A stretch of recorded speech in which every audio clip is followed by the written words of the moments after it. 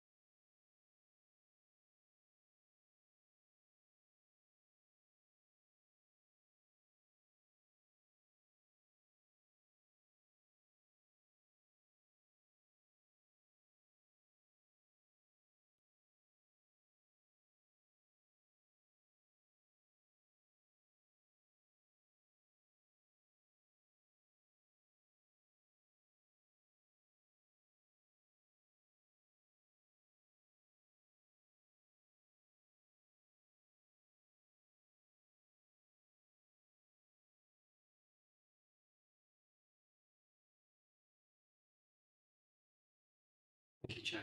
Thank you. Also, can I ask everyone please to turn the phones into silent or switch them off, whichever is preferable. Thank you.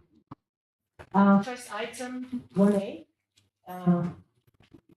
Does the committee note the membership of the chair and vice chair as agreed on 26th of May? Okay. Item A2. Are there any apologies of absence? I know there is Catherine Williams, apology absence, and Sonia. Can't pronounce the surname. Yeah. Teach me later. She will be arriving late. Thank you. Item A3. Any declaration of interest? No. Thank you. It's great. We'll be leaving here at 7:30. Item A4. The minutes of the 21st of March and the 25th of May has been circulated. Does the committee agree to sign them off as correct record? Agreed. Chair, I agree, but I mean, I'm just wondering if I can ask a question to that later. Go ahead. On item A7, Latimer Academy and no library at the school. And there was going to be some funding for the school, no books. And I just wondered where we are with that, because it's not in the minutes of the next meeting, 25th of May. So I'm just wondering where we are. Page 9, bottom of page 9 of the combined pack. A7. Pardon? All right, then the second. No, exactly. Thank you. I just thought I'd check for you. Okay. In fact, Councillor Rendell gets a special. I can share. Thank you. How Guy may answer those questions, and perhaps Annabelle may come into it as well. On that, Councillor Schmidt saying we didn't agree. I don't think we agreed to funding. We agreed to look into providing the voluntary resources in other sectors for them to provide books into the library. Right. Which was one of the part of the Ofsted recommendation when they visited Instant Academy recently at the end of last year, earlier this year, to do that as well. Right. So funding's supposed to go to this Ormiston Academy Trust. So the funding was in relation to the MAT of the trust itself and the school, not specifically the library. All right. Thank you. I mean, only to add that, yes, as you say, conversations progressing. We're also linking with our libraries colleagues, our libraries department, in relation to that. So conversations are underway. Thank you very much. Yeah. Okay, so happy we give them. Yeah.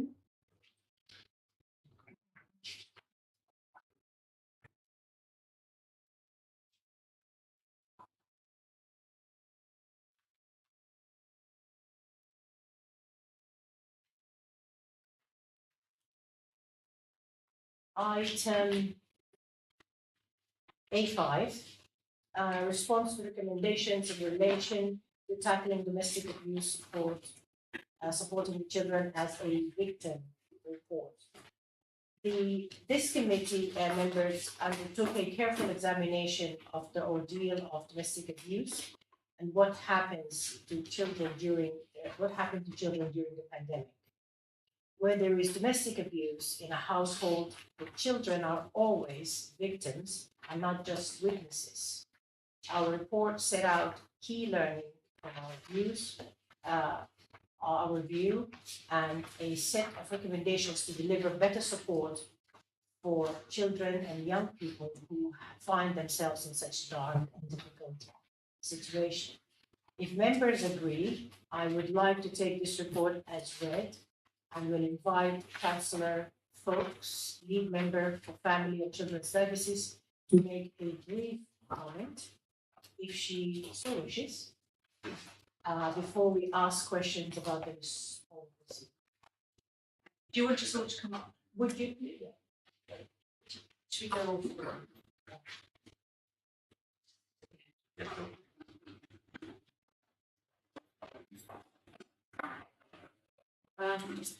Thank you, Chair, very much for inviting me to just say hello to everyone. And it's really nice to see your new Family and Children's Scrutiny Committee here today. And obviously, I feel very privileged to be the new lead member. I'm really looking forward to. I know some of you, in fact, most of you have met before, so I'm really looking forward to being part of this role and developing, some of the serious questions we need to ask.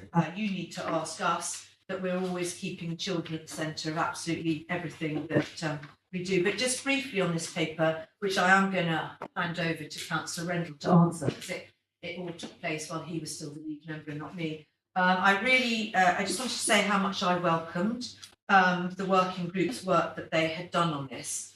I thought it was really good recommendations that you put forward, that we've already discussed all the recommendations, so that I could accept what Josh had accepted previous to me, and just to say that I do accept all of those. I think they're very helpful recommendations. But one thing I just wanted to add, because when I was going through this paper, it was a question I asked myself, which was under the second point, where it says about what services that we commission for therapeutic support. I asked for a list of what all those services, who it was that we commissioned, which I was then provided, and I think it would be really helpful for all of you also to be provided with this list, because I think so frequently in the council people aren't aware of all the other people that we are working with in the community jointly in the round to help sort of look at these really serious and important issues. So, Chair, if Mr. Beach, if you could circulate that to the Chair so she can circulate it to the committee, I think it would be helpful for them to see it. Anyway, thank you to your new committee, and look forward to being part of this in the future. Thank you very much. Actually, that was one question I was going to ask. I wanted to know who were the services and the range. It was a little bit vague, I suppose. Thank you very much for responding. Anything you want to add, Josh? No, thank you, Chairman. I'd just like to say, pleasure being here under your new chairmanship. For those who don't know, as members of the committee, I was lead member for Family and Children's Services from May 2020 until May 2022. And it's great to be here and answer your questions hopefully, and for the chair to invite me this evening to take your questions on this report. No, I mean, just to say, I think that the report has certainly done its rounds, and it's been seen to be a really good piece of work, as Councillor Randall and the folks have said. It actually went to full council, and yeah, certainly was identified as a piece of good practice. So I really want to commend the work that went into it. Thank you very much. Now I would like to invite members of the committee to ask their questions. Yes. Amanda says, I've got a sort of couple of comments / questions. So just turning to the piece that Councillor Foulkes referred to. My issue with these recommendations, they were made because the working group couldn't find out the information. So in the evidence that they gathered, this wasn't apparent, so they've asked about it. And I find it actually unhelpful for officers to reply perhaps as they have to say, it's already in place, it's already done, it's already because it hasn't been communicated. So the response perhaps better should have been, it's in place, and we're going to do better about communicating this. Would be sort of my thinking, and that was particularly that one point. You know, at the same point again in the next one where we ensure domestic abuse cases have not been missed, blah, blah, blah, and the responses and recommendations accepted in principle, as we've already taken action to address both concerns. It's all very sort of batting it back rather than if the recommendation was felt necessary. Yeah, so that was sort of my thinking on this. Sorry. I mean, I think that there perhaps is an area for us to think about with working groups going forward in terms of how we may have officers perhaps involved in helping to develop some of that wider context. Because I think you're right. I think that we may not be able to do it in the working group, but actually officers are there to help guide you to what we've commissioned, etc., so that you can see that in its fullest sense. So I think that's something for us to pick up with. I mean, for example, I don't know whether it happened with this particular paper, but on the paper that I'm working on serious youth violence, Paula has recommended that once we put the paper together and the recommendations further as between ourselves, it goes out to all officers to input so that extra evidence, I guess, would be given. And that would be the point at which officers could say, well, actually, there's this, and this. Perhaps your recommendation needs amending or whatever. I don't know. I think perhaps, Richard, directly you can remember that we had a very short window of time to respond to the paper, and there was a huge amount that was responded to that didn't then subsequently translate into the final version. Thank you. Yeah. Sorry, Amanda. Yeah, I think I agree with that. And from best practice, which I did unconscious, perhaps as well, wasn't right. When this committee recommended changes to children, especially children affected by Grenfell, and Councillor Durian was the member working on that part of that working group. He and I had an extensive conversation about the recommendations the committee would come to. Some didn't work in terms of practicalities, but also some, we as a group of officers, as a team, could respond to those as well. But some of them, you're right, the information was already there, but wasn't necessarily provided to the working group and stuff like that. So we managed to have a really good set of recommendations that I think all of them were taken on board for that particular Grenfell paper. But you're right, we need to be open to say, look, we can achieve that, or we can't because we were doing it, for example, which is most of the case actually. Like for those Grenfell ones that we were actually doing one of the recommendations, so some of them weren't particularly useful in that sense, but we're just communicating that back to the committee was useful. So I think going forward, perhaps with that one as well, in the future one, perhaps you're working with serious violence, discussing it directly with the new league member, just to make sure it's all, Yeah, the most important thing is, as a council, if we are delivering, that's right. We need to make sure our stakeholders are aware of what is being delivered. Exactly. Yeah. Okay, thank you. That's all I had. Oh, Councillor Adam, just picking up a bit about what Amanda said, is that I almost feel there should be like a tracker, because everything has been accepted, but there are points, what has been commissioned, has the funding been continued, have the schools now signed up to the Operation Encompass, those that haven't, is there a reason?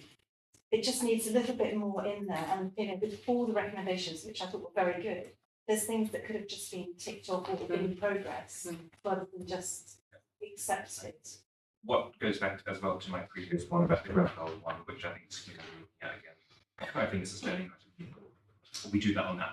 So there is a tracker for that one. There's probably a reason why we can't do this one as well, to kind of follow those particular ones. and I appreciate this. Yes, it's just, yeah. But things like CMWL, sorry, Northwest London CCG, Yeah. have they responded?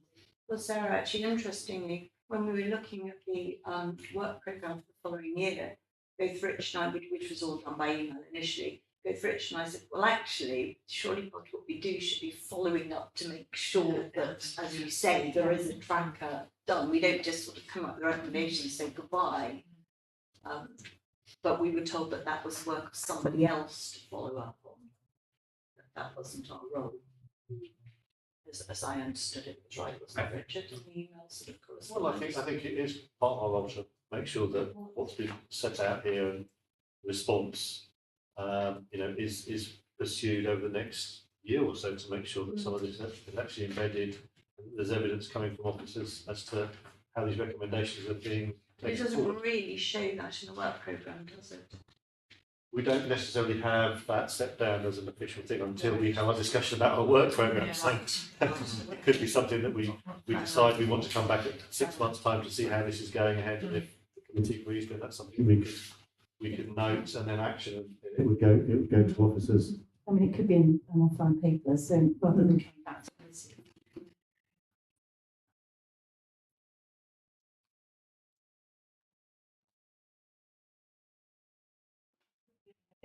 May I just clarify, Amanda, in relation to that, as scrutineers, you most certainly have a responsibility and an interest in tracking the responses and the progress on responses to your recommendations.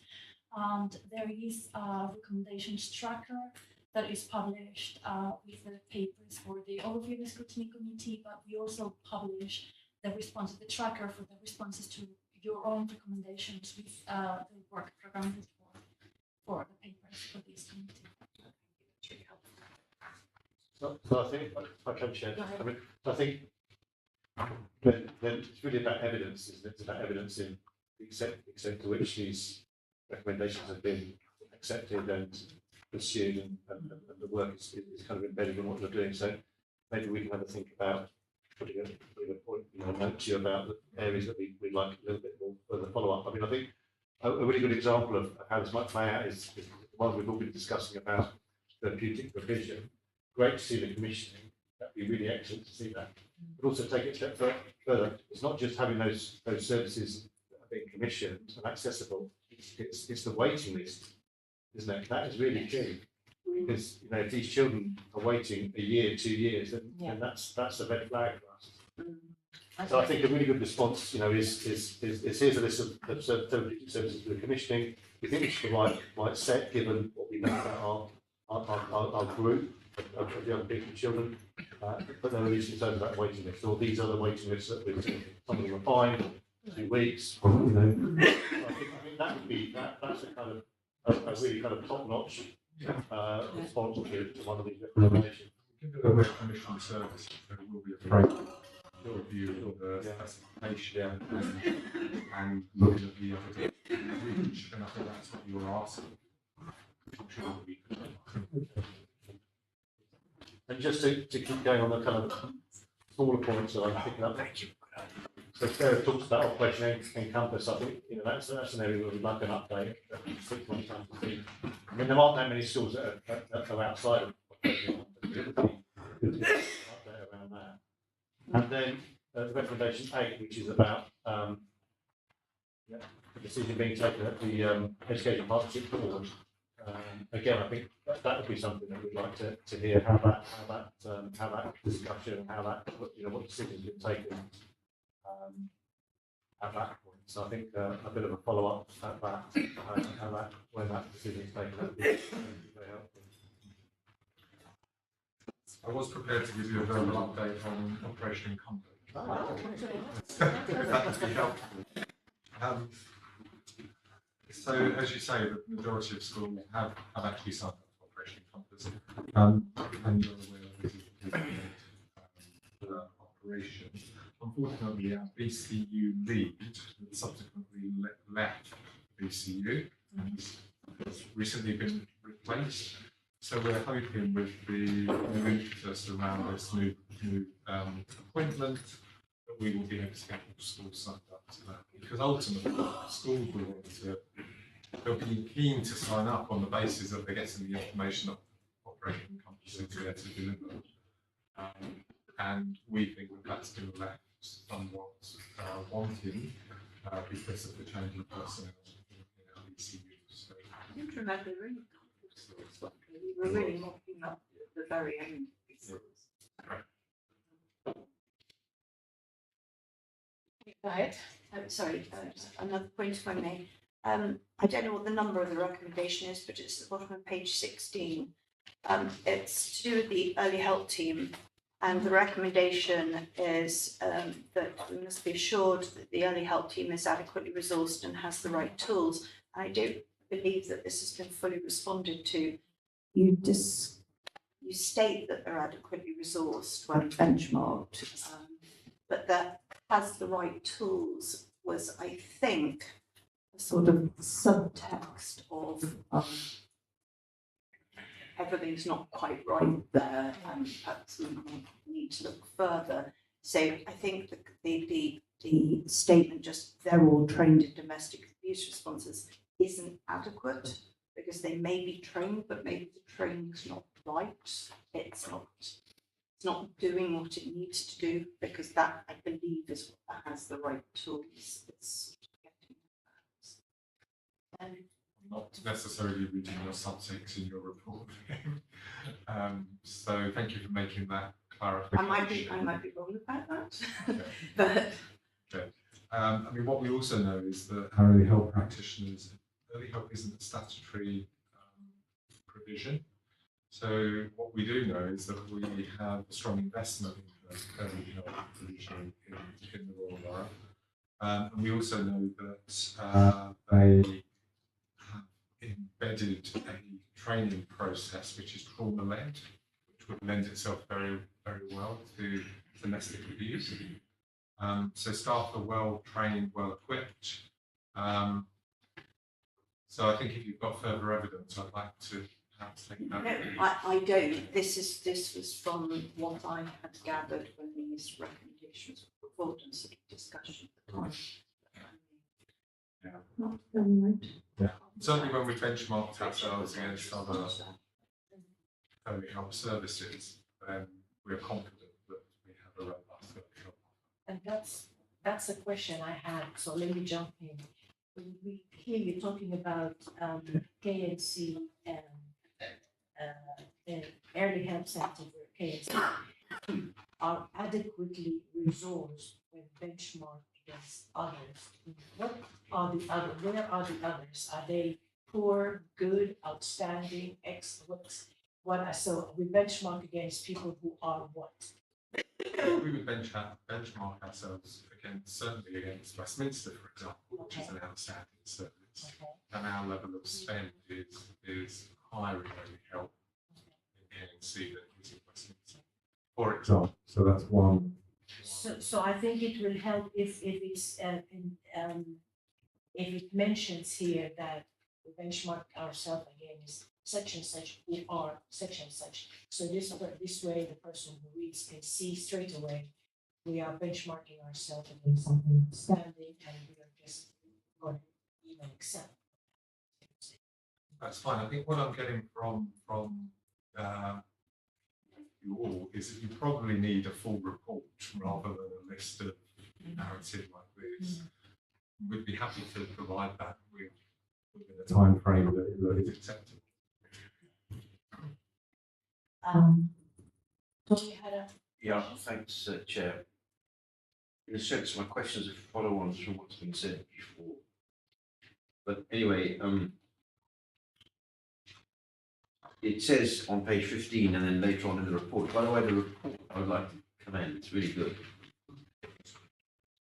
Yeah, I know that. Really good. Yeah, it says it. I think it touches on every subject, every area that one can think of. Anyway, there are issues. It says with with this MARAC. And I've seen the issue. Is there anything that we can do? I mean, as one councillor, it might be difficult, but is there anything that could be done to help things along?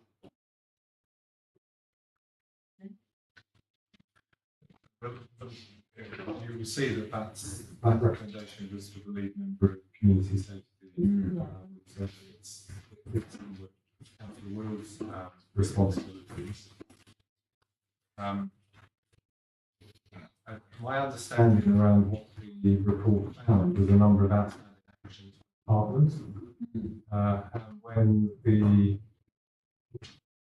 looked at that and we looked at what the outstanding actions were, we saw that they were actions that were akin to other matters. But what you see at the bottom of the response is that there will now be an improvement plan that will help to track some of those outstanding actions. And that will go to the strategic board every 6 months. Okay. Thanks. Next is on page 17. It says the second to bottom item, recommendations referred to the CCG. Is there any news? Do we know anything about what's happening? Or is that been out of our remit?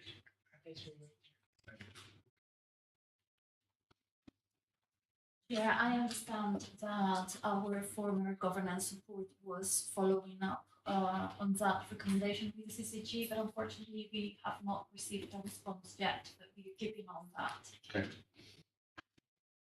Thanks. Next is on page 49.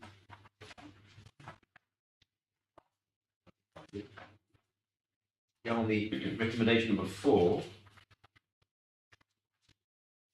I just wondered if there's been any progress to report.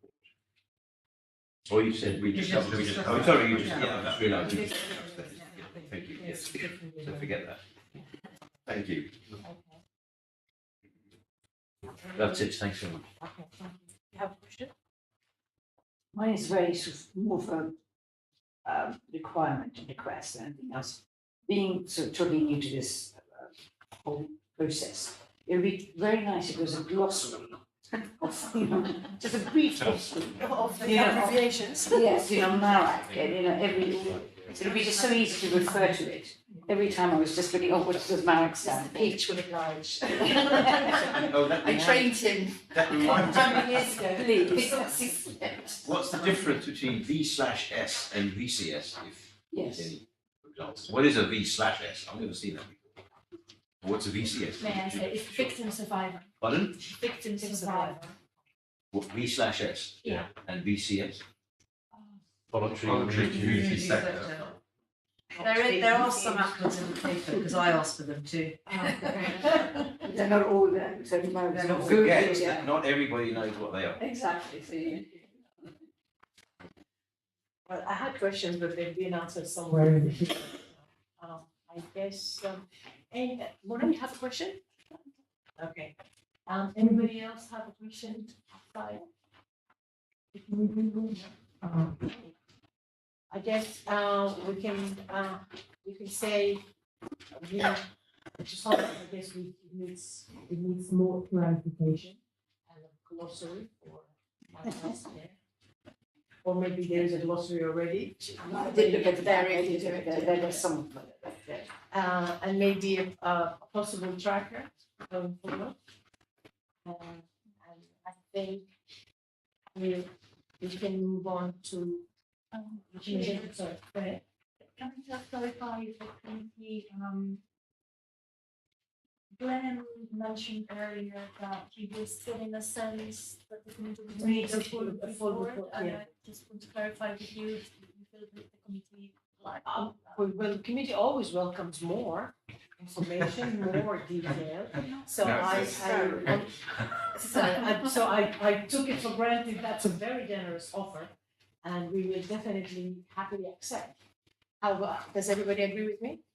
I think we can offline, we can do we can put Yeah. together a few thoughts. Yes, yes, To guide them, and we don't want to yeah, we're not give both. them a complete kind of Exactly. guided A report on a report. just the various clarifications. I think we can do that offline. and send it out.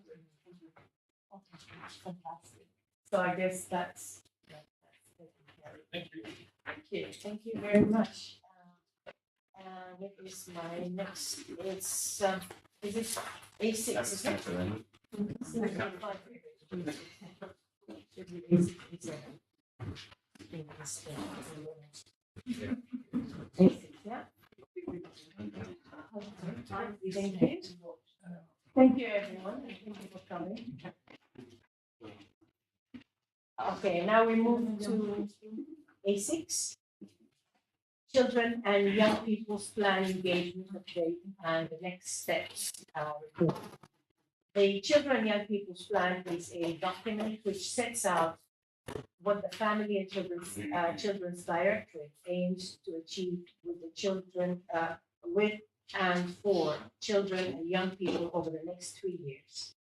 This is not a statutory plan, it is an internal tool, but it is very important because it will guide the practice of the Council of Children's Services. Our purpose this evening is to discuss the engagement that has been undertaken to produce this document and its results. So, members, shall I assume that this report is read and we just need to carry on with questions? We have Annabelle Sanders with us, Director of Operations and Program, to answer our questions. And I would open the floor for questions. First question, first hand. Sarah. Thank you. I'm a first name person, by the way, just in case you don't know. I prefer first name. I wondered if you could talk to us a little bit about the engagement and how you're getting the young people to help us process. Because it's quite disappointing to see there's only 12 women or 12 females versus 32 males. And that was the first thing that kind of struck me. And then if you look at the themes, obviously these are really important themes for these young people. And maybe there's, I don't know where you're going out to engage, you talk about youth clubs, has that actually happened yet, or is this an ongoing process? And that's a really helpful point, and thank you for kind of being able to raise it. This is, we're at an early point in terms of our engagement. It has not concluded by any stretch. We looked at quite a lot over the summer. What we really wanted to do was to bring it here and to have a conversation about direction in terms of engagement, and perhaps even offer a smaller session to talk about some of your priorities and what you're hearing, to make sure that we can feed that in appropriately into the plan. So really it was to make sure that you decided and to incorporate any direction you might have in terms of where next and where to add to in terms of engagement. So you're absolutely right that this is quite far off the kind of finished draft. So to date, we've run a citizens panel. That's not with children and young people though. That was with adults and larger parents, carers, or adults with care responsibilities. We heard from 250, just under. And we've started to run these sort of focus groups, these workshops, and they're scenario based. And the idea is to try and do something a little bit more engaging with our young people, to get them to envisage their future world and what they want it to look like. And there are a few scenarios of different workshops that we're working through with children and young people. And it's sort of driving some of the themes that we're seeing, but they're a really interesting tool to try and make it a little bit more engaging. So to date, we've taken these workshops to Children Care Council, Youth Council, to Young KNC, so starting some of that youth engagement exercises, and to a range of partners, schools, school governors, education partnership, local safeguarding partnership, and so on. But we have a number of sessions lined up over the next 6 weeks, so definitely more to do. And as I say, we're really keen to kind of build in feedback from yourselves in that process. Just on that point, under 3.2, you talk about an online engagement platform. The website is accessible through the main RBKC website. I'm just wondering whether young people would think about or how they would find out about how to access this through the RBKC website. It's not kind of something I'm sure young people would think, oh. No, I think that's an excellent point. And actually, I think communications is kind of often the golden thread, isn't it? So as we're working with each of these kind of groups of young people, ones I've listed, as well as young KNC and looking youth clubs. We're looking to promote and signpost for those that might have attended the scenario sessions but have more to say, or those who might not have attended them but have more to say. I think it's helpful to have something that's open and running, over and above the focus groups, but I guess important to note that it's not our only source. But certainly a point that I will take away to think about, is there any more we can do around promoting this online platform? Right. So I'd like to follow on exactly from Councillor Okay, Adams, go ahead. because she actually asked one of the main questions I had, which is good, thank you. But the follow on is, what responses have you actually had from the website? How many and what kind? I mean, how long has it been going? It may not be going for long. It hasn't been going for particularly long. I would say a few weeks. I don't have the numbers to date from the website. I think that information hasn't been pulled together and collated yet. But I wonder, and I'm not sure, but I wonder if we can have sort of an interim position to see sort of how many and what sort of themes. There's an awful lot of data coming through. So in addition to the consultation engagement that we're seeing, the various kind of staff voice, partners voice, we've also been looking at a huge number of existing consultations. So whilst it's really important to engage on this afresh, it's also really important to listen to the voices of children and people that we've heard from over the past year, and we've got some really, really rich information, and I'm happy to list or share with you some of the breadth of engagement activity that we've been doing outside of this that will feed into this. So there's a lot of information that we're sort of putting together, and it's a bit of a juggle in terms of when you draw it together and at what points periodically during the engagement process. But certainly what you're seeing in terms of key themes are just a little bit of a kind of temperature check, and we're sort of adding to it as we go. But I don't have the specific number in terms of those coming through on the online portal. I'll ask just one more on a different subject. On page, I think 61, yes, item paragraph 5.1, bullet point 2. What does a more up-to-date curriculum reflective of modern culture and society need? What is it the young people feel? How strong was that feeling? Yeah, I thought this was one of the most interesting because actually most of the others we're quite used to seeing, aren't we? These are themes that we've worked with and we've seen, and actually probably been our kind of predating kind of priorities, potentially with the exception around employment and inflation, which feels like a new one, a real focus. Young people saying they're worried about inflation and kind of national and international kind of financial context, which I thought was staggering that young people were raising that. But in terms of this one particularly, I wonder if this came up because some of the focus group, scenario-based focus groups have equalities, diversity theme through them, so they're very much focused on equalities and diversity.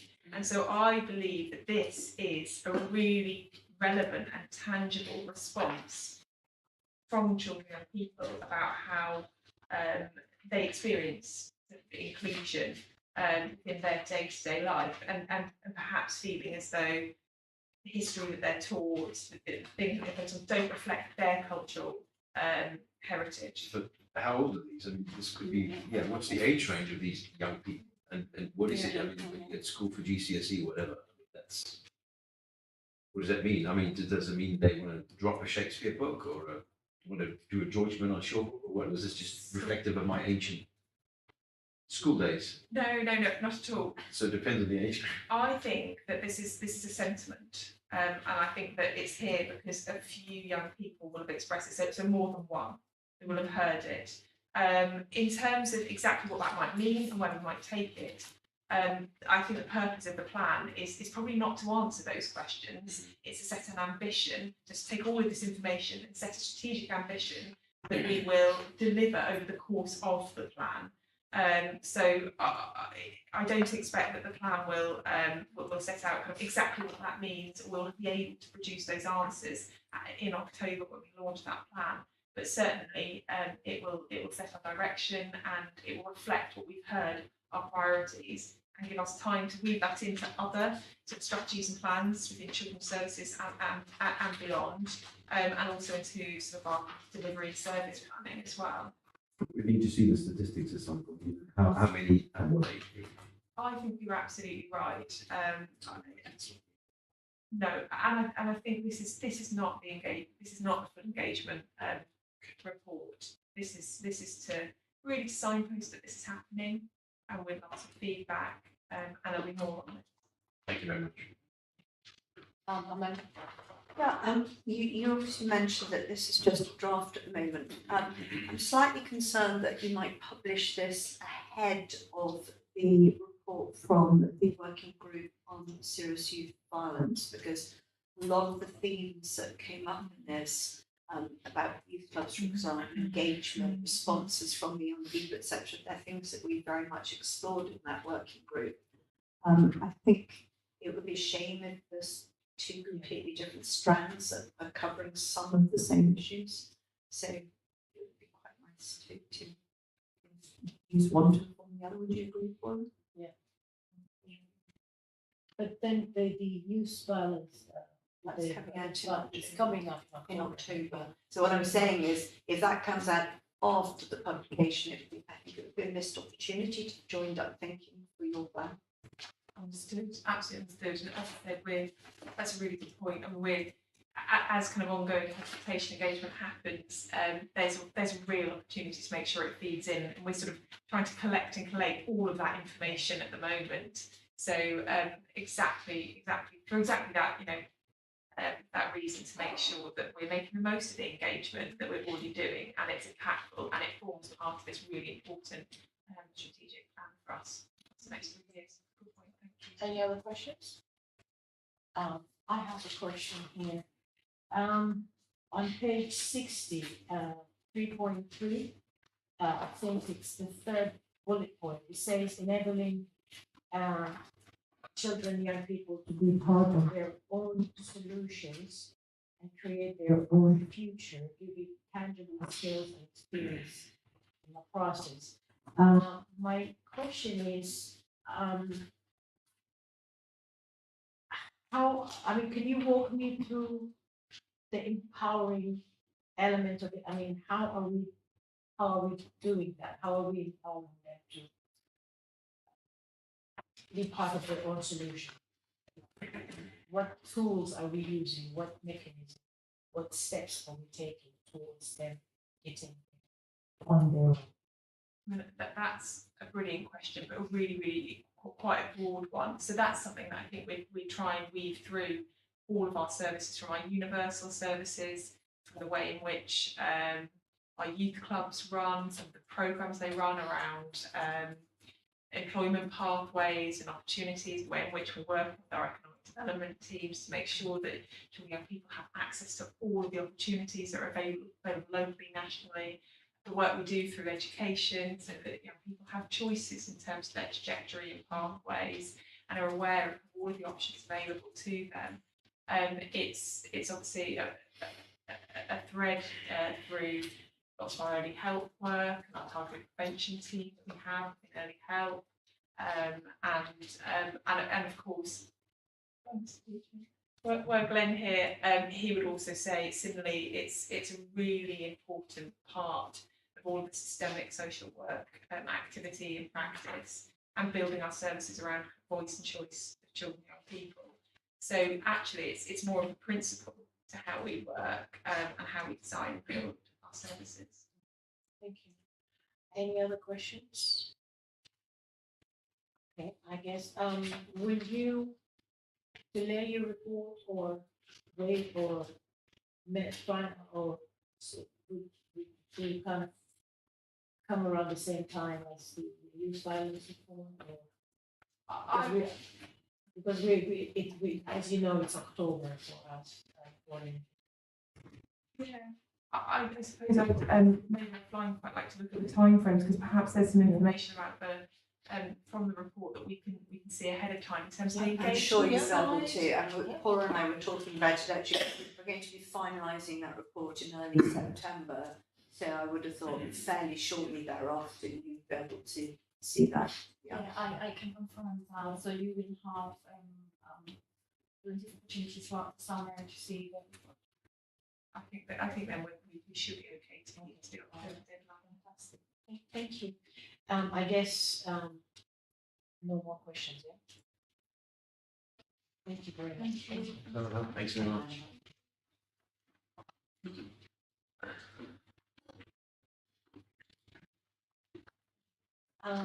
Now we go to A7.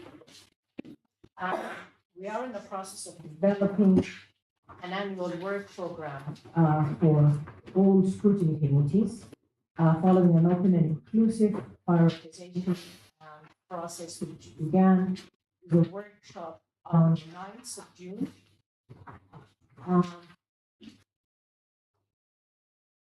I will build on what was discussed on the day, on the workshop, and use the consensus that develops from our conversation today to make a proposal for the overview and select committee, of which I'm a member.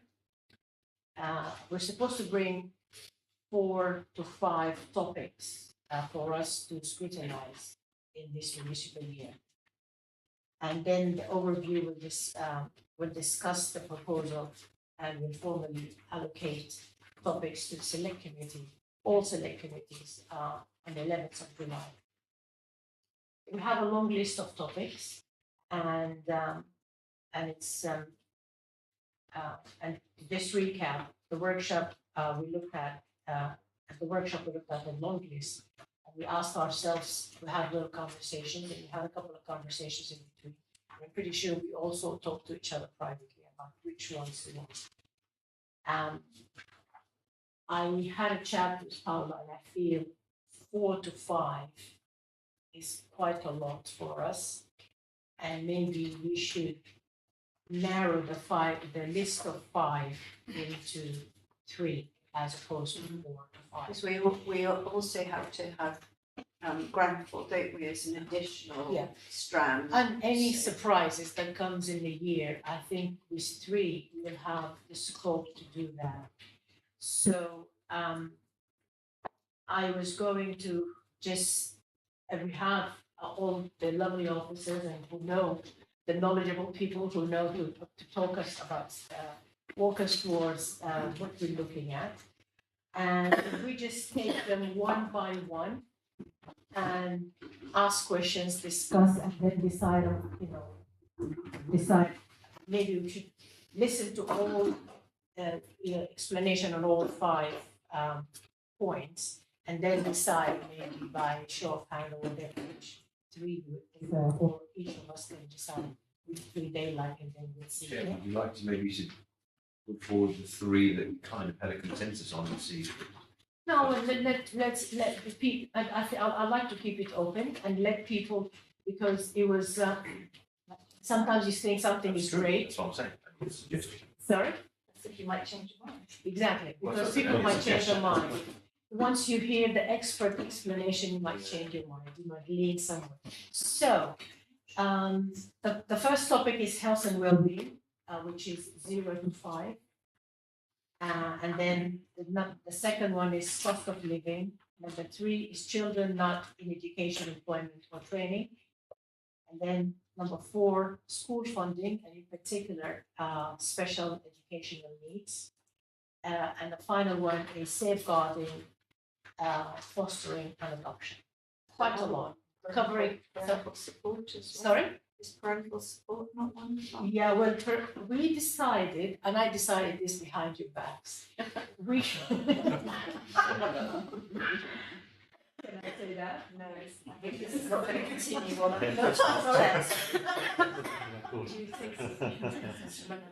I know. No. Well, I suggested that parental support should be the golden thread that goes through every topic we pick.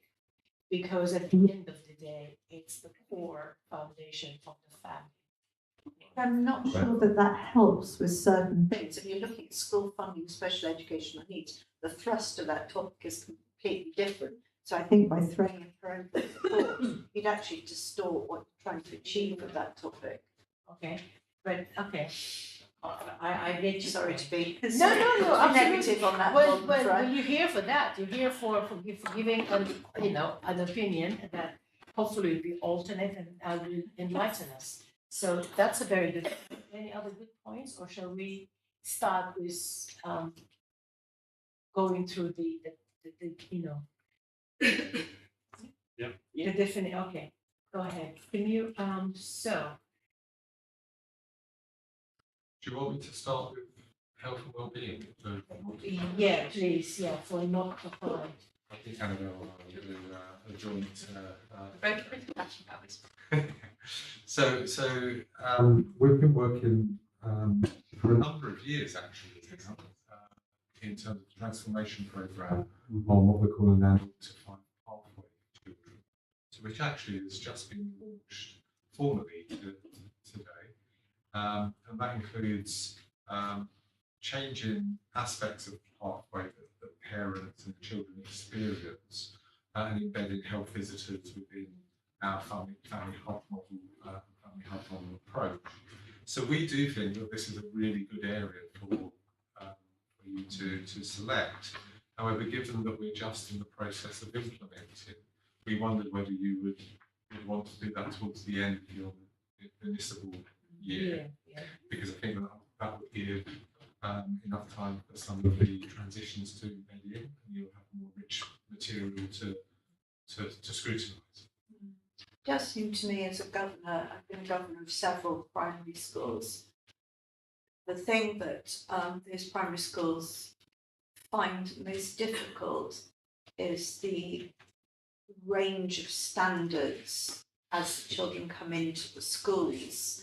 So whatever we can as a borough do to support the families to enable children to be school ready, shall we say, would obviously have a positive impact on these young people. Which is a really important milestone for child development and child access to learning. So we certainly appreciate that. Part of the transformation program has been to really think about how we prevent duplication of effort, that we streamline the process and make it more targeted for those families that have vulnerabilities and additional needs. And presumably, if children go into nurseries in a school, they're going to be more school ready, rather than the sort of things as you know. Yeah, and also the topic came also about one of the things that kind of attracted me to it is the fact that with COVID, a lot of the kids that were born during COVID, I'm pretty sure they're missing them. I wonder if they're catching up on their development, and they probably, whether it be socializing, be it going to nurseries, being here. So all these things impact. We take these things for granted pre-COVID. Just take your child next door and hand around to another child, and But now, after COVID, that a lot of that simple stuff that just stopped. So I'm kind of curious, how does the impact on children? I think that's an excellent point, and certainly our practitioners would say that they're seeing the impact in terms of a whole range of measures, but building on your point, speech and language development as well, and that of course impacts on school readiness. And even predating the pandemic, school readiness was one of the drivers for this project. Us wanting to improve our school readiness figures. It's actually now a new measure, which is brand new, and we'll see kind of where that leaves us around school readiness. But yes, acknowledging both those points, they are key drivers for this work: strengthening our communication, support, ensuring that children are better equipped to learn. Yeah, I'll comment on that. I think say how important this piece of work is to ensure that when the children come into Park Farm, they're as ready as they can be to kind of crack on. Glenn, could we, do you think if we were to take on this piece of work, could we look at, you know, the proposal that's come through the Send Green paper about early intervention, early identification, which is really focused on that kind of age group. Could that, because I mean, my thinking is that's the right way to go, but then have you got the right training in place for the people that are working with those children at that age to be able to identify that there's a special educational needs there, and then what you do with that, how's that information then passed on to our schools, because many children come to schools with special educational needs not been identified, or if it has been identified, the information not being passed on. So if we were to do this topic, would we be able to cover that? You piece as well? would be able to. It's been an area of focus for some considerable time, particularly in anticipation of our CND inspection, where, as you're aware, early identification is a key and a focus of that. What we hear though, in say one of my governorships in a secondary school, what we take an enormous number of children who we identify as having special educational needs. It hasn't been formally flagged by the primaries, but in a lot of cases they are perfectly aware of it. But because they're small and, as we know, struggling with funds at the moment, they don't allocate sufficient resources to go down the full path. So how can we better support those schools where funding is a real problem, or the lack of personnel to get through? I guess we're talking about the distinction between a full EHCP plan, these are the support plan for those children. But the early identification, as we know, which I think bring it back to the 0 to 5 pathway as opposed to transition into secondary school, is really important, because the earlier you intervene, the better chance you have in terms of changing that trajectory. Can you, Glenn, actually identify formally then before they go to school and allocate plans to them that early? Is that possible? You can. Yeah. So children come to even EHCP before school. It's stressful as fewer. Most start to get it once they've gone into school. But yes, it can happen. Similarly with diagnosis, and the aim, I think particularly around autism is for that to be diagnosed early, and that's the real focus. I was just going to ask, maybe it would be a good idea to circulate the key decision for this, because it will explain, because a lot of people on this committee, that's right here, and it will just show everybody what's involved in 0 to 5. But I think that's a really good idea, and I suppose to run that little bit of reassurance and context, what we've been trying to do is bring together our SEND system with some of our early years practitioners, be they early years providers, be they health visitors, and to try and bring those two systems together, and that's absolutely something that I think we want to explore. Any other questions? No? Chair, as you know, I've got to go in a couple of minutes. Yeah. Okay. But, I mean, I'm happy, you know what my opinion, or my initial opinion was on this topic to be covered. If anything changes based on new information, I'm just happy to get on with it. Okay. The topics. And I have actually one question on this. Absolutely. May I ask that now? Yes. Go ahead. It's on Is page 70. It's about what? Page 75. It's in this part of this paper on section paragraph 2.3. Report. And it's talking about school budget deficits as well, again this year as last year. So I'm just wondering what we can do about it, if anything. I mean, how many of them are actually council, local authority schools, and how many of them are academies? So what influence we have on the budget? These are maintain schools that have budget deficits. They're local authority schools. Yeah. And the Richard Stanley, I can answer, Richard Stanley and his group are working with the governing bodies in each of these schools to have a budget recovery plan and seek to support them in searching for collaborative ventures with other schools, whether they're doing a MAT or a federation etc., etc. So a huge amount of work is being done by the local authority in respect of that. Thank you very much. Thank you. Your job here is done. Thanks very much. I think we've gone through the. If anybody has any other questions on the lot five, no? Yes? Okay, I would like to invite, so let's go to the cost of living. Looking at the impact on children and families with children and the support the council can offer. I would still lean on you guys here. I would like to invite you guys to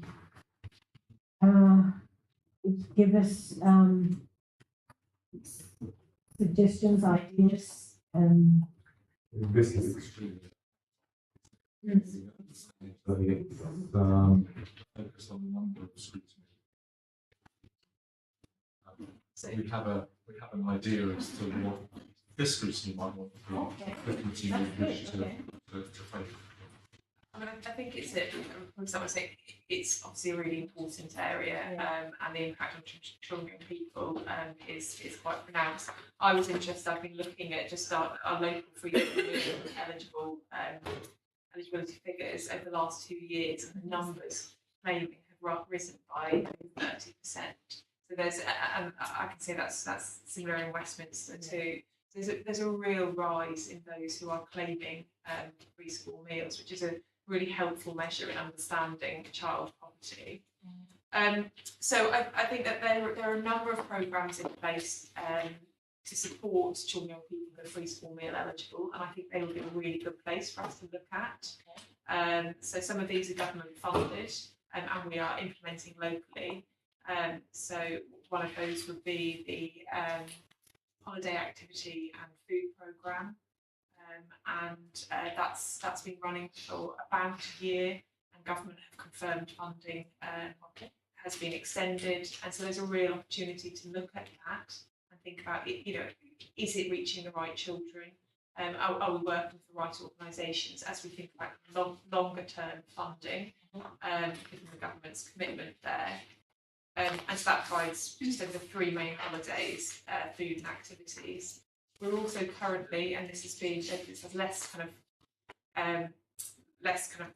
commitment in terms of long term at the moment, and from government, DWP make money available through something called the Housing Support Fund, and again a proportion of that we use to support children who are free school meal eligible. And to date, that's been around food vouchers during the holidays, because otherwise we wouldn't get that kind of food support when they're not in school. And a little bit of additional help to some of our more vulnerable families. Also minded that free school meals cover school age only, doesn't cover the early years. So that's been something that we've also been thinking through. But then depending on sort of where you want to take this as well, I think there's kind of work that our early health teams do in terms of kind of signposting and support, and income maximiser post. Within early help to make sure that families have the right advice and signposting and support. And then, of course, it does link on to the next agenda item around needs as well, and what we are doing to support our young people to be kind of economically stable, really, and have good progression. And there's, again, a lot that we can share around that work, which obviously is even more important given the cost of living context. So there is a lot of work happening across the council that we are tapped into. I think there's definitely more work underway around the promotion of some of the support, which seems to be kind of a bit of a thread for tonight's conversation. And we continue to work with the housing economy community who are all doing work in this area, but thinking specifically about our kind of free school meal eligible students, and potentially thinking about how we support our young people would be good areas to focus on. So if you can't help the not the five or the ones who are at home, is there any ideas, any things you suggest that might help this group or help them further? Because I'm pretty sure they already, it depends on probably if they're below certain threshold of receiving some kind of benefit. Yeah, but what we're doing with the schools is over and above that. But still, it's predominantly children who come from families that claim benefit that actually get this. I'm curious, there are people who are not claiming benefit that have, might be just on the cusp. How are these families helped? I mean, I think Annabelle referenced that in relation to the work around what we call the income work. So it's primarily helping to ensure that people are claiming their entitlements, I guess, because many people don't, because sometimes the process can be extremely complicated. So work to enable that to happen. That happens in a range of different settings, including our Systems Advice Bureau, for example. They will often help people in that area, but we do have some embedded workers that help support that. Chair, that's exactly the kind of questions that we could investigate if we did this piece of work. All right. And you really put your finger on, Fantastic. one of the key issues that there is a group of people who Yeah. who are not perhaps eligible for like free school meals. Have a family that's not eligible for free school meals because of the way that the thresholds are set, yet they are starting to struggle. They just fall. Yeah, and if the school picks up that child is no longer paying for its meals, then that is a red flag. Yeah. The school should be picking that up. But then what do they do about it? Can they then Because they have, can they, is there a pot of funding? Yeah. So I think those are exactly the kind of questions that we do want to be looking at. Okay. If we do this work. Sarah, sorry, Sarah. But so almost like the cost of living goes through everything. It affects every service. That's right. It's not just 0 to 5 schools, whatever, it's everything. So maybe it's something that could go into each of the priorities rather than being separate. I see I what you're saying. see what you're saying, because we were talking earlier about how that parental support, except for funding and COVID recovery and maybe the cost of living, should be like the golden thread that goes through anything we Because going on to the children, the needs, I mean, I think that should be expanded to children and young people, all children and young people. Yes. I mean, I know Catherine in her previous role with Graham did a huge amount of work with relationships. So I think actually it shouldn't just be needs, children, it's it should all, be children. because the children and young people's plan, that's one of the priorities for them. Yes. So it's, Yes.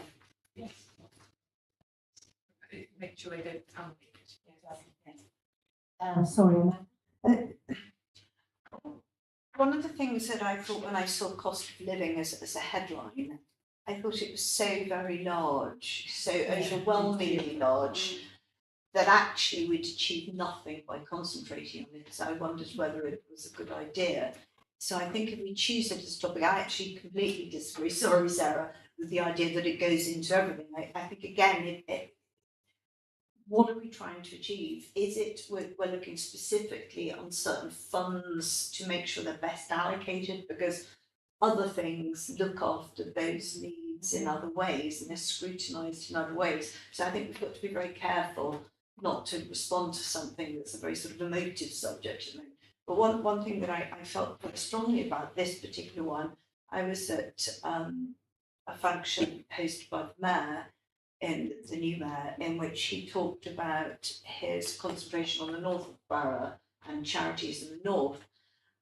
And as we know, apart from certain small areas in the south, it is the north that will be most badly affected by the cost of living. And I just thought it was something that just would resonate very well with what the mayor is trying to achieve, and perhaps it might chime very well with that, perhaps.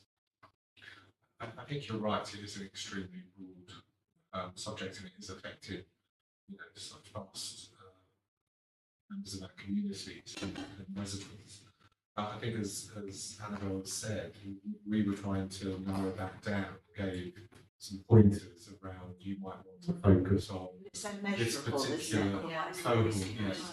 Because ultimately, I guess you're wanting to be reassured that the most vulnerable children in our society are being supported in the best way they possibly can in relation to the additional challenges that we know that they will be experiencing and facing. I think building on that and your point, I think if we were to paint a full picture in terms of the support that our children receive, that would extend across the council, because obviously the work that we know is happening within housing and is happening at our communities department, it's not just looking at adults and older age, it is also looking at children, young people. So it's quite difficult to pin it down in terms of remit for just one age, kind of in terms of what sits within our brief. So it does become quite cross-cutting. But at the same time, the committee could choose to narrow it down if it wished to, couldn't it? Yeah. Guided by whatever suits you. Any other questions? I tried to talk, and also when you're talking about the sort of help you would like to provide, just it came to my mind food bank, because you're talking about holidays and also food for children. For me, I agree with some of the people who went about the cost itself is not just about food, and also my concern about some organizations or community organizations just misusing it and even giving it to a wrong people. So I think we need to have a clear, if we don't agree to go for this one, the support, to have a clear plan about how we're going to help and how we're going to deliver it. Otherwise, we're going to end it as kind of a food bank helping people rather than people getting benefit out of it. From what you how you describe it, how you highlight the stuff, some points of how we're going to help or deliver it.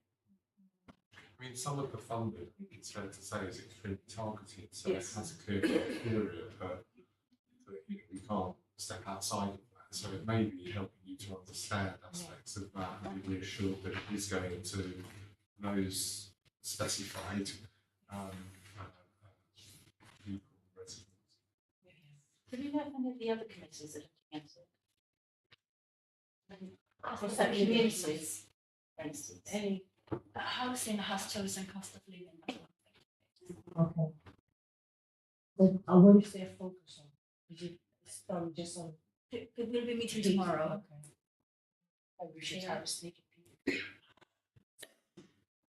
Okay. Any other questions? Okay, well, we move on to the next topic, which is children, and I agree with Sarah, it should be children and young people, not in education, employment training. But not just needs, it should be all our children Yeah, and needs. oh, okay, is it not in education, it's needs, oh, so it's all the oh, okay. I'm not sorry. So we've got lots of young children. Children and young people.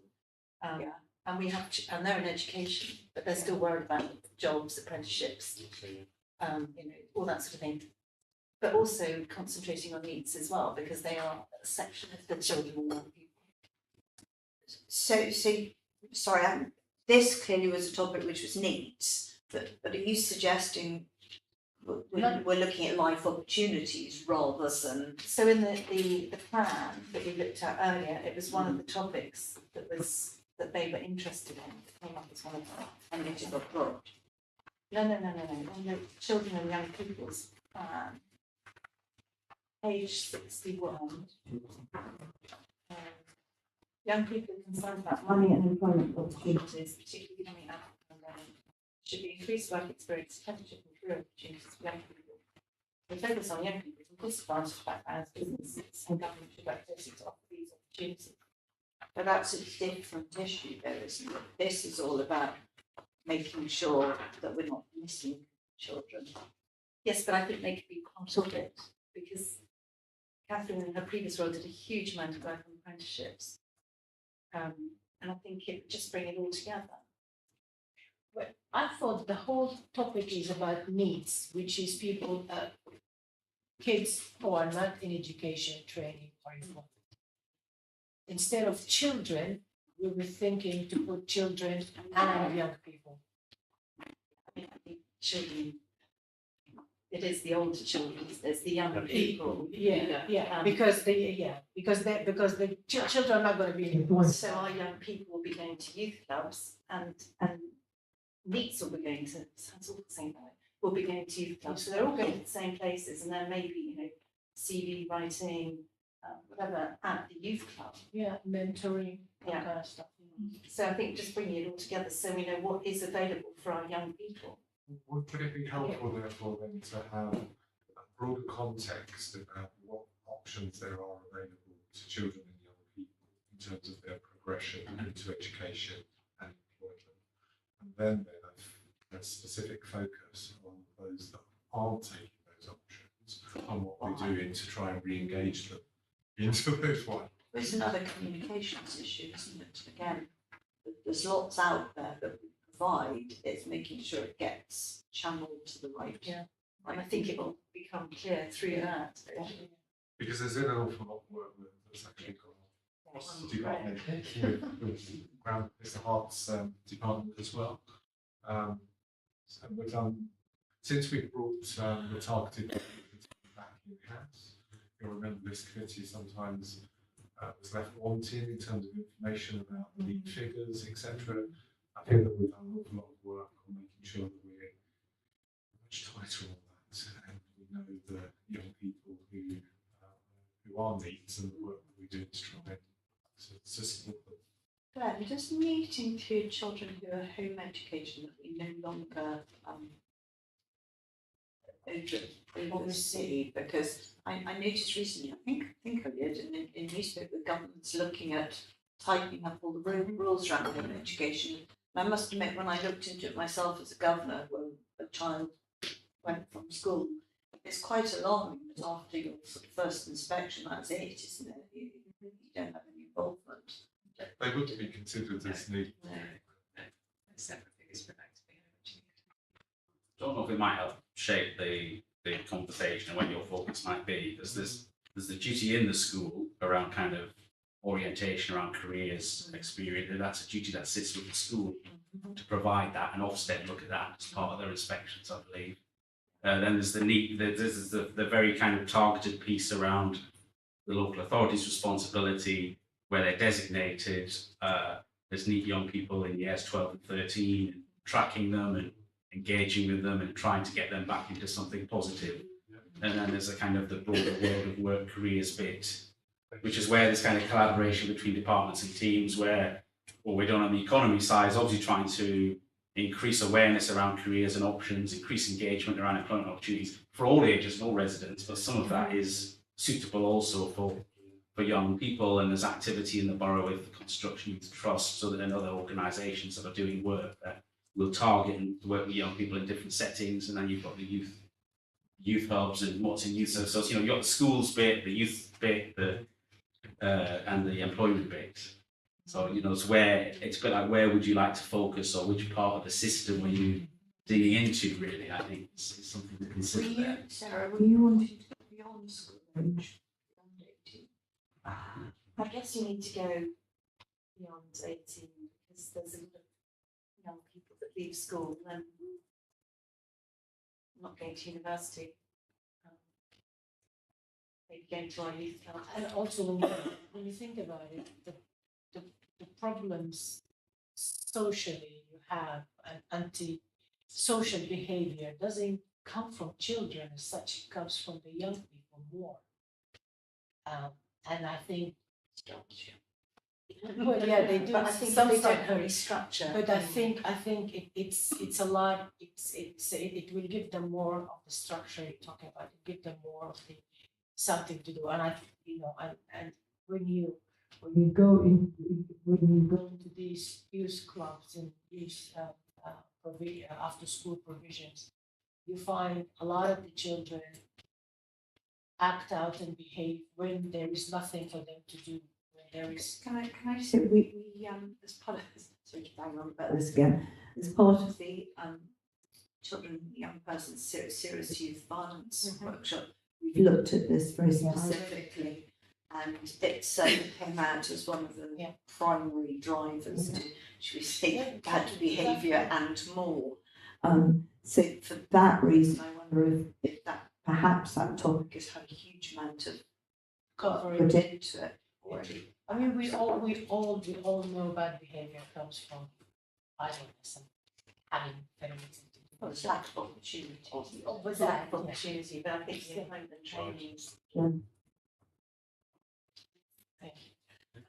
Sorry. That's right, I don't know if I'm allowed to say something. I just, really it's a subject very close to my heart, and was, as you rightly saying, Sarah, was in my last portfolio where Graham and I, obviously we spent a huge amount of time absolutely addressing this issue and what we could do to, as you say, communicate. We know there are lots of opportunities, we know there are all sorts of things, but people don't know how to approach them, they don't know how to fill in forms, they don't know how to do them. So I don't know if I'm allowed to suggest an idea to your committee, but you can, was that maybe you want to call Graham's department to your committee, the Economic Development Department, to actually talk about, you know, the new apprenticeship officer we've got, the new business manager officer we've got, the new opportunities portal that we're building, so that it will be much more accessible for all the youth clubs and everyone to absolutely know what opportunities are out there, because it is something that we were really focusing on and we have got done quite a lot of work on. So as you say, across party, because Tim Ayres from the Family and Children's Services team was also working on the younger sector, and then we also did a whole bit about engaging employers as to what they wanted us to, you know, how we could help engage people to work through the system, to work with them. So I think it's a really good, and you said, Amanda, there is quite a lot of work that's been done. So maybe rather than a whole piece, you could actually find out what's already been going on in the different separate departments. Sorry to interrupt. I have a question. One of the biggest messages we got When we were talking about the various things that the local authority could offer was, and obviously this is just certain parents, certain, you know, a lack of trust and, should we say, the bureaucracy of local government. And so if it can be communicated and packaged in a way that it somehow doesn't appear to be coming from us, even though it is, it sort of goes down better, which is a dreadful thing. But So is it because it's coming from local government, people are skeptical of it, or is it because I was gonna ask? Again, only quoting certain.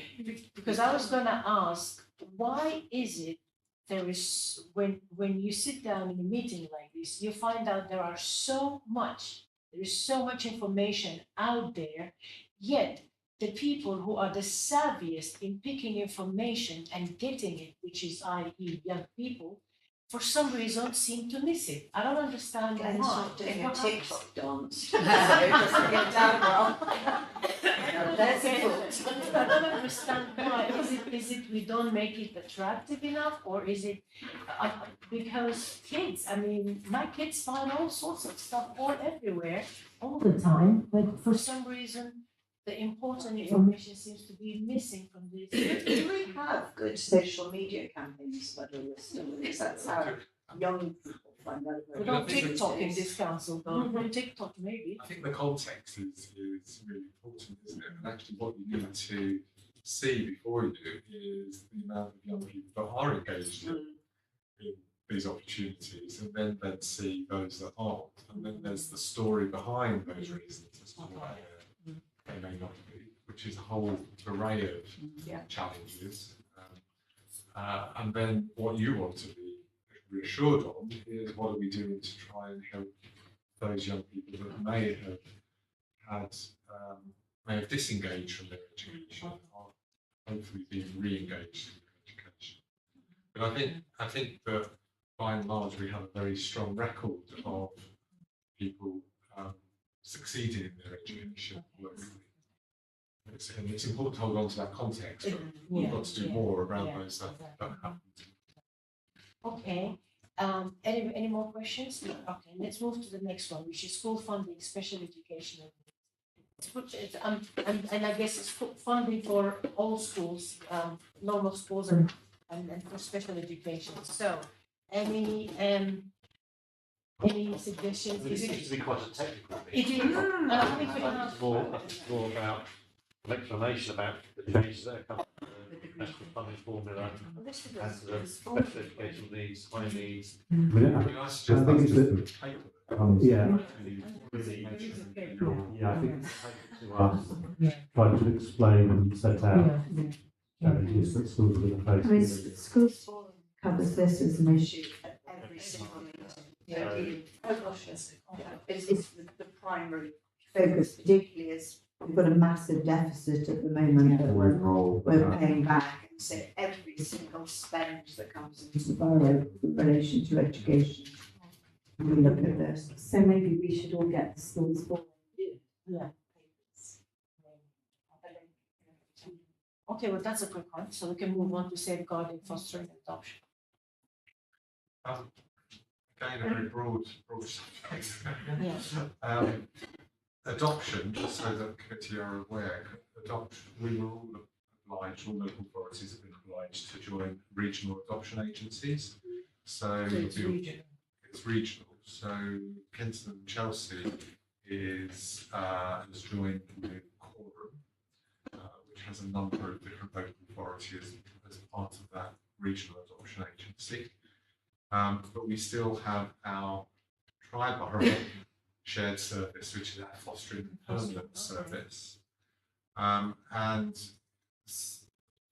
you've included safeguarding. So my suggestion would be, is if you were looking at this as a topic, you may want to be thinking about the recruitment process of foster carers and permanent carers for our most vulnerable children, and then the standards of practice that wrap around those carers in terms of supporting them in what can be a very challenging task.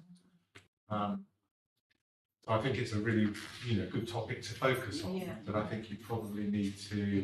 The safeguarding side of things, we make that annual paper, don't we? Oh yes, that's separate from fostering. So that to me is a standard paper that we produce annually. Where we review. Yes. I thought this was a different this was in addition to some of the standard papers that you may get. I think that's not. That's not been, I don't think that's been set in stone, so I'll just make it clear to the chair that we do get every year. We provide a corporate parenting report that provides a very broad report on children. And that we have to go through that, and that's when we hear about children in need. And separately, you have a safeguarding report that actually looks at children who need child protection, and you normally have an advisor from the LGA that, because it is so technical, that helps the committee to think about the kind of questions that you might want to pose. Well, it seems like we reached the end of our topics, and maybe amongst ourselves. So, which three topics would you pick? Certainly number one. Yeah. Oh, okay. Number one. Yep. Okay, I would go for number one too. And what about numbers? You said coming later.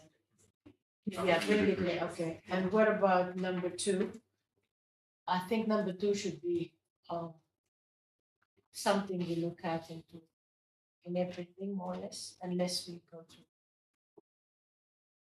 I disagree.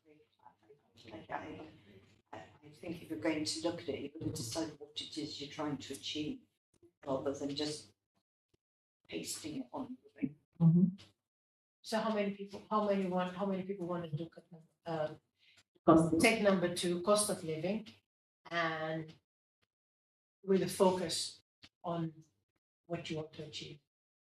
My concern with cost of living as a school governor is about how cost of living crisis is going to manifest itself through our communities and what kind of protections we can put around those children to make sure that they're fed, they've got access to uniforms, they've got access to enrichment. So that's principally my concern, and I would be interested in kind of talking to heads, talking to people within the school communities, finding out how those pressures are building up, and then coming to officers and talking about the response to those situations, and whether there's things that maybe other local authorities have tried, just to try to get some kind of other ideas of best practice around this issue, and maybe talking to third sector organisations about their interactions with those families, and hearing what they've got to say about the kind of needs and supports. Yeah, a very clear idea what you can do. This is great. So how many people want Richard to chair the cost of living group? That would be my principal concern with it at the moment, because hearing from my head is about the extent to Yeah, which no, that's good, it's they are excellent. concerned. I'm very impressed. So cost of living and how many people want it to be one of ours? Yes? No? Maybe? We'll go through the other. I really think we need to Go through the go other through more Okay, of all right, those. okay. What about children, young people not in education, employment and training? I think it's a, I'm with Laura, That down? yeah, Okay. very strong feeling. Very strong feeling. Yeah, absolutely. Okay. And school funding, I think it's a given, it's something Technical that, issue. yeah.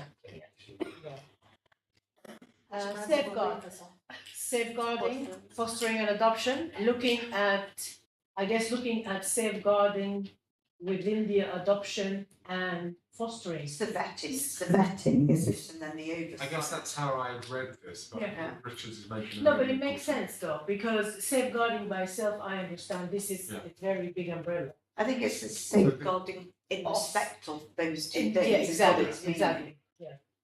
So Yeah. certainly we could work with you in relation to that particular area. Yeah. But is that in addition to the reports that we normally would? It's normally in November, isn't it? Those reports in terms of our site. And the reports are very encompassing of everything, all aspects of all lives. Yeah, so we provide a corporate parenting report that actually gives a very broad overview of the work that we've been doing and how the outcomes for those children and care leaders. And we also provide, at the same time, we provide a safeguarding report as well, which is much broader than the cohort of children that we're considering. Do you cover the process, as you said earlier, this could look at the vetting, the recruitment, the Yes, oversight. I think if you're, I think if you're doing this as a working group, and therefore you're going to prioritise it in that field, then you need to narrow your focus.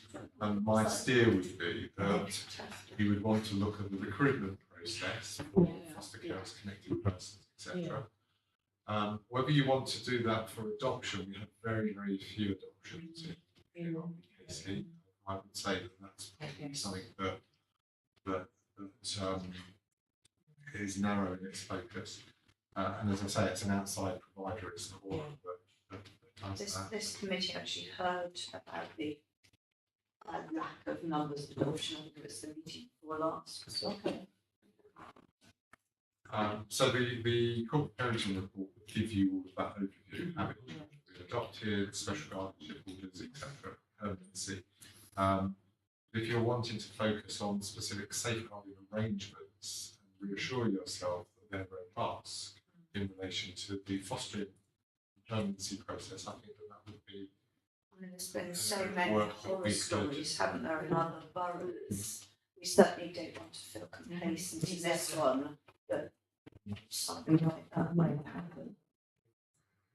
So shall we say which, I'm gonna go around table and ask, which three would you go for? Is somebody going to note them all down? So Why don't we just go and so do the hands? Okay, show of hands. Okay, show of hands. Which one would So, go? so how many votes are we getting then? Three. One, two, three, yeah. So, Sorry, can I just say something? absolutely, yeah. There's a commitment, an ongoing commitment on family services select committee that safeguarding is going to be one of the topics that you will cut. So obviously that is entirely up to you how you want to go about it. And you can have the focus as you have been speaking with Blair on that, but I think you have to consider that one of the topics. Okay. That would have been my vote. So, okay, now, how many votes do we have for number one, which is health and well-being? Wow, that's a very good one. And then how many cost of living? Richard, Okay. I would vote for that if we narrowed it down. Yeah, At the moment, we haven't decided what it okay, means. so we have, okay. Well, he gave a very good explanation what he wants to do. If you think about it, he was talking about, but it makes sense. He's talking about, he wants to find out how, going to schools and find out how children are being supported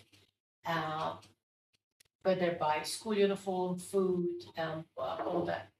So in a sense, it is narrowed down to school children and how the cost of living has been mitigated by what the schools are offering and what kind of support these particular people who come under a certain bracket of income are being supported.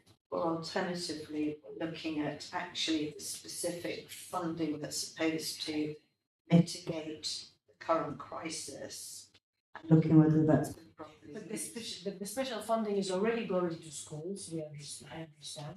So what Richard is doing is making sure it's going to the right people in school. Yeah, I'll give you a very concrete example. I'm very concerned Yes, that certain families no longer be able to afford school meals for their children, exactly, but they will not be able to access preschool meals exactly. because they don't meet Because they don't fit the university credit. criteria. I'm with you there. And so I'm worried about that. Yeah. Because what does the school do if they see these children coming in? Yeah.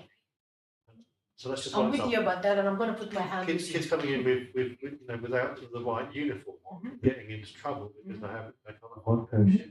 So I'm worried about those kind of enrichments, not being able to afford to go to clubs, not being able to do the school resident, all these kind of things. So I'm worried about that. Coming to school without breakfast. Yeah. All of that. Yeah, And this cost of living crisis is going to be on for at least a year. Or longer. Yeah, at least, yeah. So do we have to get it to 3? Or can we go with 4?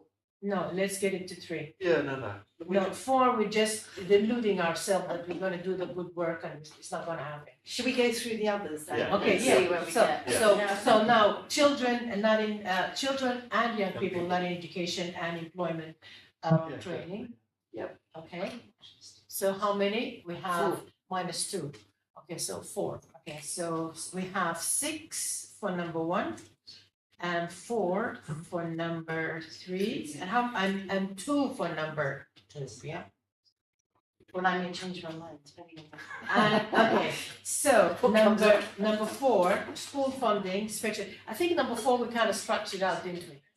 Well, I think the officers can come forward with a paper at the right time to set out what these changes are going to mean for our schools. It doesn't have to be a piece of work. It's a report. Exactly. That would be great. There isn't a useful piece of work that a working group could do. I don't think so. Exactly. I think we can do it. We can't change That's- it. But we but have to stand. That's what we've primarily got to concentrate Yeah. on.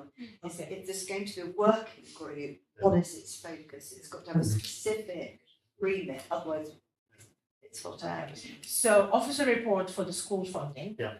And safeguarding and fostering with a We've focus got to do on that. sorry? We've got to do that. Apparently.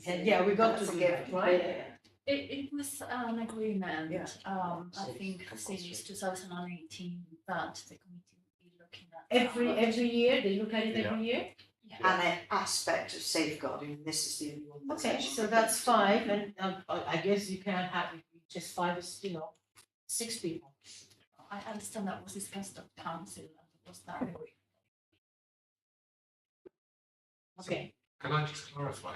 absolutely. Because I think we are operating in a different way now. So we've always had an annual report on safeguarding.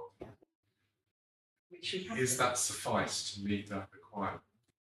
Or is it that the committee are wanting to choose to do a specific working group with a report that's more of inquiry led with a number of recommendations, and if so, around a particular theme of safeguarding, in addition to the report that we provide?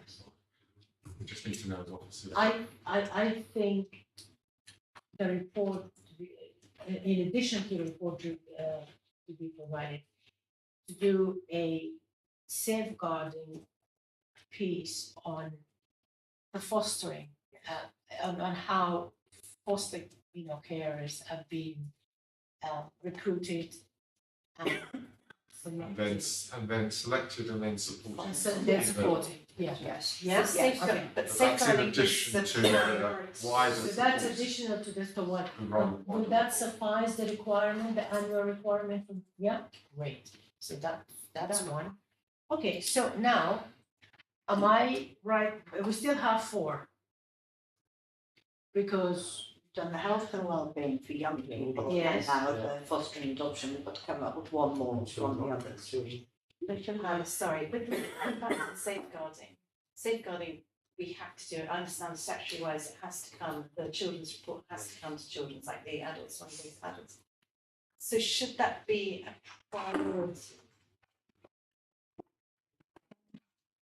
Can I just, Yes, go on. just make a comment?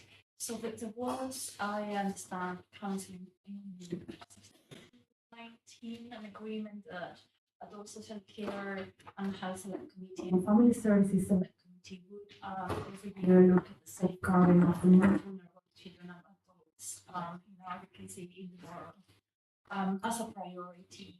However, how exactly you go about that, it is entirely up to you to decide.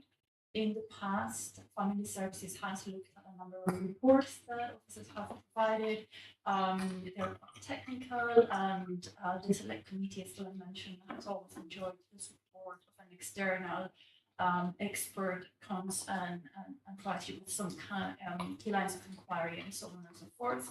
But whether you decide to keep on doing it that way or in another manner is entirely up to you. So I understood that we had to do it that way, because certainly adults are saying things, somebody from the LGA comes and advises. And I understood it had to go to scrutiny. Because the I mean, report Catherine, comes to you remember, scrutiny, doesn't it? It does. I think that what Paul was saying is that it's within your Really? remit to be able to differentiate Between, between yeah, or exactly. diversify Yeah, between yeah. whether or not you just do the annual report Yeah. or whether you have a Yeah, working group. and that's what, and then Or we we do, could have a paper on Yeah. fostering. Or So whether we you have- want, yeah, exactly. yeah. It doesn't need to be a working group. You could just have a paper Yeah, I think. that comes and that you Yeah. satisfy It's yourself. satisfied, yeah, exactly. Well, And every one of these projects does not necessitate a working group. You can do the work in other ways, as Yeah. long as we interrogate evidence that's provided to us by the local authority. Yeah. So. Well, let's just say, But we're let's say, still let's- doing that. yeah, let's say, okay, we're still doing safeguarding in the manner we said earlier, which is safeguarding the foster carers. Yeah. And looked after. and looked after children, yeah. And then the next one will be, I'm going from down up. Yeah. The next one will be, Young education. sorry? The young people, Mhm. children and young people, yeah.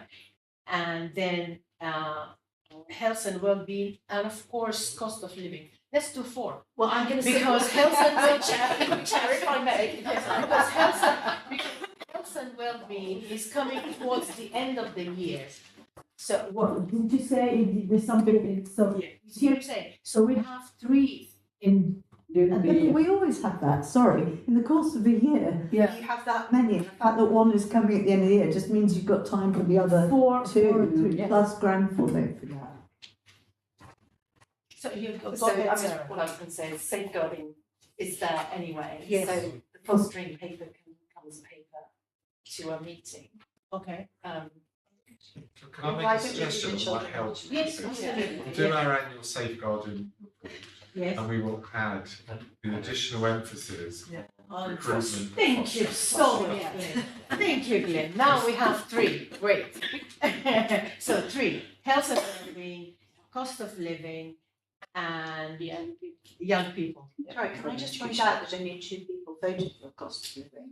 Well, I did So- say I might change my mind. No, I'm not saying that, I'm just saying that to me shows a dissatisfaction in this group about what's been discussed and what we've looked at, so that needs more work, doesn't it, to get people on board?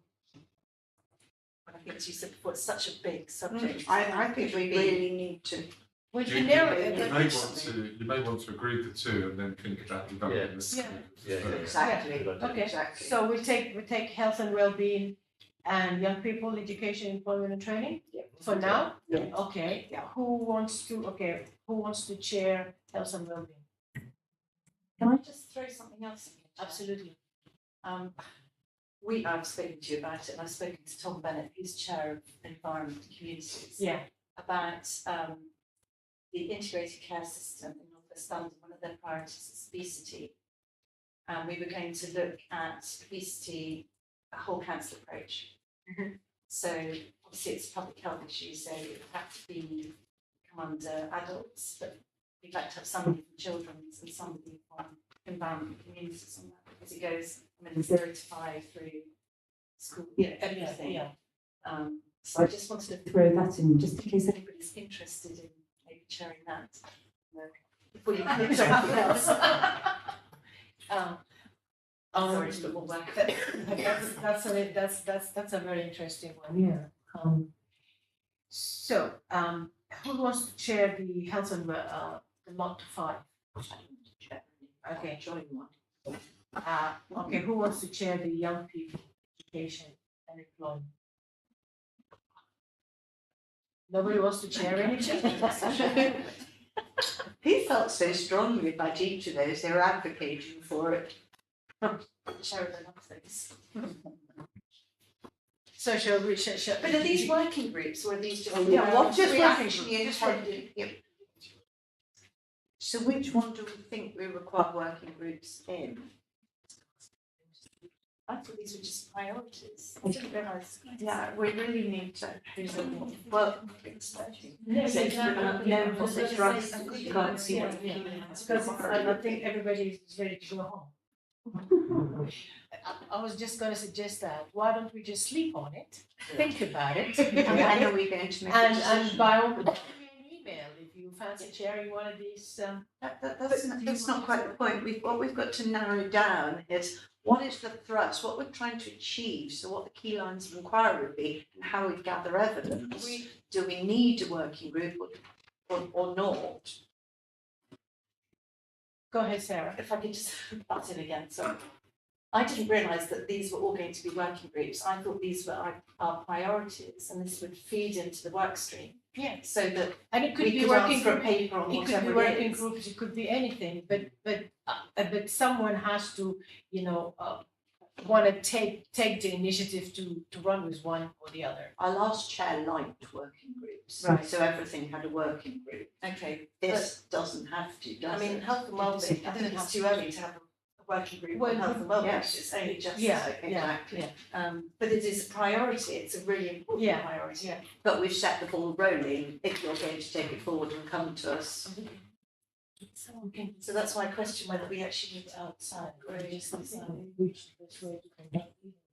Yeah, if it helps, yeah, Chair, yeah. so the report that you have in front of you tonight only asks of you that you decide on your priorities.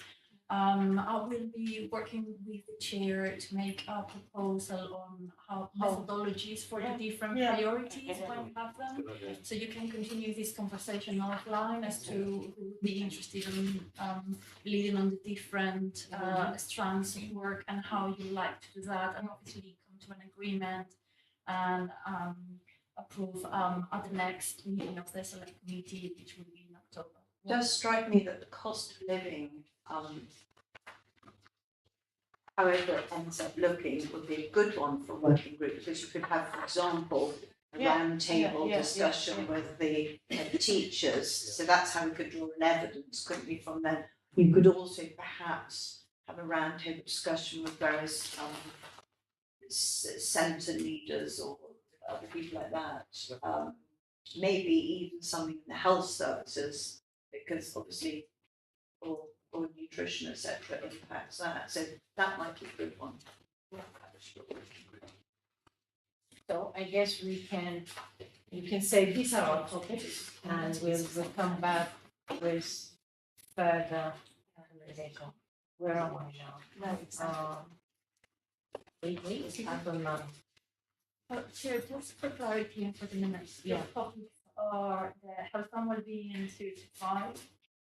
Children and young people not in education, employment and training, and the safeguarding with a focus on fostering. And you decided that you would like to still consider and develop the cost of living to see if that's something that you'd like to take forward. It could be in our reserve list for the moment. Would that be what the committee is planning Yes. to do. Agreed. Agreed. Okay. We have, what, do we have any other business? Yes, unless I'm sort of missing the point here. Sorry. The work plan for the year didn't include the fact that we haven't come back with our serious youth violence report. And then obviously there would be the proposals to follow up, so that should include. It's, no, I'm sure it is, I know it is, but it's not mentioned anywhere. And it is work for this coming year. So we can just put it on the record that it's mentioned now, it's gonna come in October. Yeah. This was a carry. Previous. It is. No, sure, but Yeah, it is still this year's work. okay, and then Fine, final thing is, yeah. There's any other. any other business, any other? No, Chair. Yeah. Okay. Okay. I guess that is that. Thank you so much, everyone. This has been fun. Did you guys enjoy it? Thank you. Well, we will see you again. Thank you.